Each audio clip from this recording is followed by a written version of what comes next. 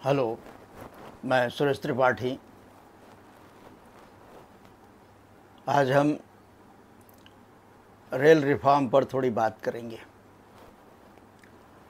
Rail में reform के नाम पर एक आईआरएमएस लाया गया, जिसे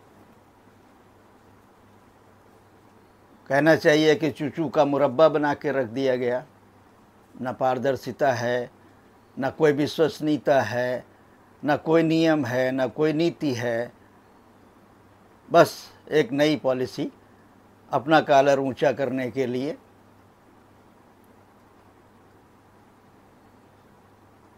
पीयूष गोयल के टाइम में लाई गई। जैसा मैंने कहा कि पहले वीके यादव जैसे नालायक, निकम्मे और पैराशूटर थे, यसमैन, जिनको रेल में ग्राउंड लेवल पर कभी काम नहीं किया था, हमेशा राजनीतिक संरक्षण में रहे और एसमैन बने रहे।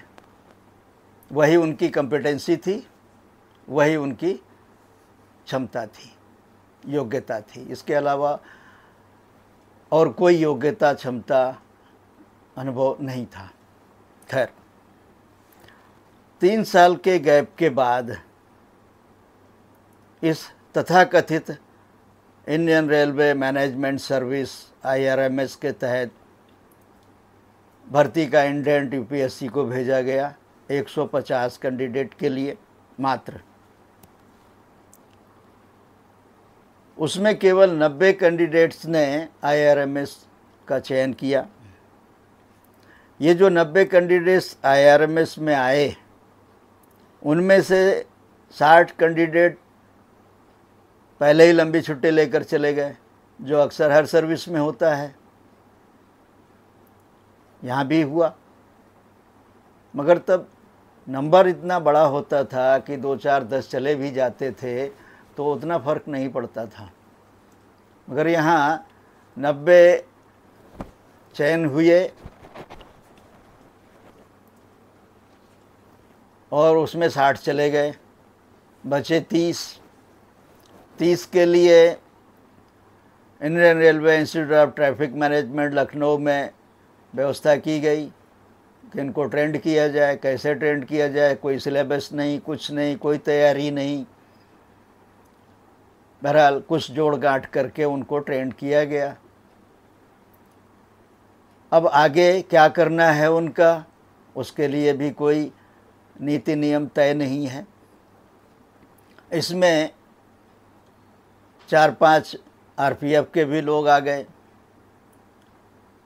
और एक बात ये भी पता चली कि जिन 4 लोगों को कोई भी मंत्रालय, कोई भी केंद्रीय विभाग लेने को तैयार नहीं था, ऐसे ये 4-5 प्रोफेसर्स को रेल मंत्री ने अपने विशेषाधिकार में मेडिकल में छूट दे करके रेल में ले लिया। अब ऐसे लोग कैसे काम करेंगे, क्या रेल चलाएंगे, भगवान जाने।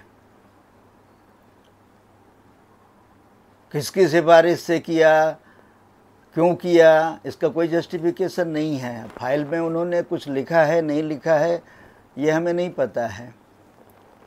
हम केवल रेल सिस्टम की भलाई की और उसके उन्नयन की बात कर रहे हैं।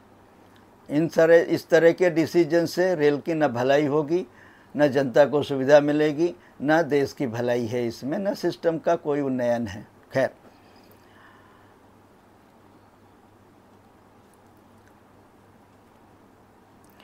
यहाँ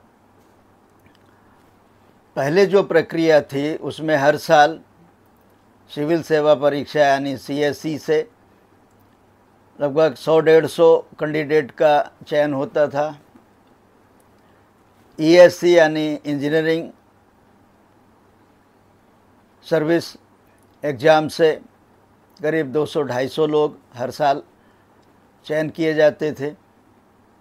इस तरह हर साल लगभग दोनों परीक्षा माध्यम से, सिविल और इंजीनियरिंग माध्यम से 300-350 अधिकारी चयनित होते थे।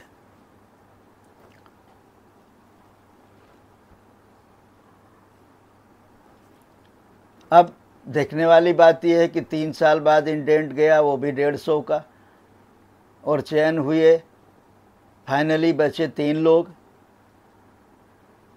चयन हुए 90 लोग। इस तरह रेल चल पाएगी? ऐसे में रेल प्रबंधन का क्या होगा, कौन चलाएगा, ये एक बड़ी चिंता का विषय है।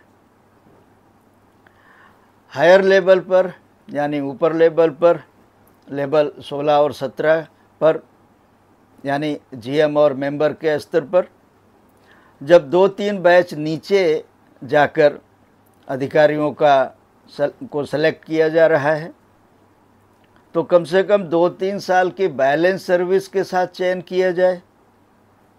ऐसे अधिकारी आने चाहिए थे जिनके 3-4 साल सर्विस बाकी हो, या कम से कम 2-3 साल तो बाकी हो, जबकि ये केवल 2-3-4 महीने या 4-6-8 महीने, 11 महीने के लिए जीएम बने। यहाँ ऐसे भी उदाहरण हैं कि 24 घंटे और 48 घंटे के लिए भी जीएम बनाए गए। तो ये तो हमेशा रिटायरमेंट मोड में रहते हैं। ऐसे टाइम में वो रेल का क्या भला करेंगे? वो तो जीएम में बैठ करके अपना जो लास्ट में बन पड़ेगा वो कमाएंगे, खाएंगे और मूँछों में ताव दे करके घर चले जाएंगे। और जा रहे हैं, गए हैं बिना कुछ किए, 4-6-8 महीने बिता करके चले गए। 24-48 घंटे वाले भी जीएम ग्रेड का लाभ लेकर के पेंशनरी लाभ उठाने के लिए मज़े में चले गए। एक नए पैसे का काम नहीं किया इस ग्रेड में, एक नए पैसे का लाभ इस ग्रेड में रेल को नहीं मिला, उनका कोई योगदान नहीं मिला। यह कितनी बड़ी विसंगति है। ये कैसा रिफॉर्म है, ना नीचे का पता है ना ऊपर का पता है, किसी को कहीं का नहीं रखा है, किसी को कुछ पता नहीं है उसका भविष्य क्या है, उसका करियर क्या है। ऐसे में रेल का क्या होगा, रेल सिस्टम कैसे चलेगा? लेवल 16-17 के चयन में जो मनमानी चल रही है उससे वरिष्ठ रेल अधिकारियों में भारी असंतोष है, विक्षोभ व्याप्त है, क्योंकि इसकी पूरी प्रक्रिया अपारदर्शी है, अविश्वसनीय है, जिसका कोई नीति नियम नहीं है। और अगर कोई नियम नीति है तो वो केवल रेल मंत्री की हुंकार है, हूँ है, फाइनल से उन्हीं का है। ऐसा बताते हैं कि रेल मंत्री को ही खुश करने के लिए ये पॉलिसी बनाई गई कि सब बाजू में रखो, हम अब आप जो कहेंगे वही होगा, वही जीएम बनेगा, वही मंत्री बनेगा, उसके लिए कोई पॉलिसी नहीं है, आपका ही अंतिम हुंकार ही काफ़ी है, बाकी जो प्रक्रिया है उसका कोई मायने नहीं है। इसका अर्थ यही है। जीएम जो चयन हो रहे हैं, हुए हैं, वो कई अपने पीएचओडी से जूनियर होते हैं। ऐसे में उनको कोई पीएचओडी भजता नहीं है। खैर, 2-3 साल तक तो ये मनमानी चल जाएगी। रेल के जानकार जो हैं वो बताते हैं, कहते हैं कि 2-3 साल तक तो ये मनमानी चल जाएगी, जब तक कि लोग परिपक्व नहीं होते हैं, मानसिक रूप से मजबूत नहीं होते हैं और आपकी चालाकी को समझते नहीं हैं तब तक। इसके बाद ये मनमानी कतई नहीं चल पाएगी, ना ये सिस्टम चल पाएगा। आपको असल में रिफॉर्म पॉलिसी लाना है तो फिर पीछे जाना पड़ेगा, जहाँ 2 साल का कम से कम टेनर बाकी होने के, सर्विस बाकी होने के बाद ही जीएम बन पाता था, और मिनिमम 1 साल की सर्विस बाकी रहने पर ही मेंबर बन पाता था। यहाँ तो कोई टाइम ही नहीं है, कोई टेनर ही नहीं रखा गया है। ऐसे में केवल पेंशनरी लाभ दे करके आप उन्हें घर भेजते रहें और जहाँ मर्जी वहाँ साइन कराते रहें, इसके अलावा और क्या औचित्य हो सकता है इस प्रक्रिया का? ये बहुत बड़ा सवाल है, इस पर विचार तो करना पड़ेगा। ऐसे नहीं चल पाएगा ये सिस्टम, और ऐसे चलना भी नहीं चाहिए और चलने भी नहीं दिया जाएगा। हर चीज़ का एक नियम है, एक कानून है, नीति है और नियत भी है। यहाँ तो नियत साफ नहीं है, ऐसा ही लग रहा है। इस पर हम फिर और डिटेल में चर्चा करेंगे। बहरहाल ये पूरी तरह से IRMS पूरी तरह से रेल व्यवस्था को हतोत्साहित करने वाला है, और वैसा ही वातावरण बन गया है जहाँ कोई ना जिम्मेदार है, ना जिम्मेदारी से काम करने के लिए तैयार है, ना जिम्मेदारी लेने के लिए तैयार है। केवल जो मिले वो ले लो और निकल लो। ये पॉलिसी कितनी खतरनाक हो रही है व्यवस्था के लिए, समाज के लिए, देश के लिए, सिस्टम के लिए, इस पर मोदी जी को तीसरे टर्म में निश्चित रूप से विचार करना चाहिए और करना पड़ेगा। धन्यवाद।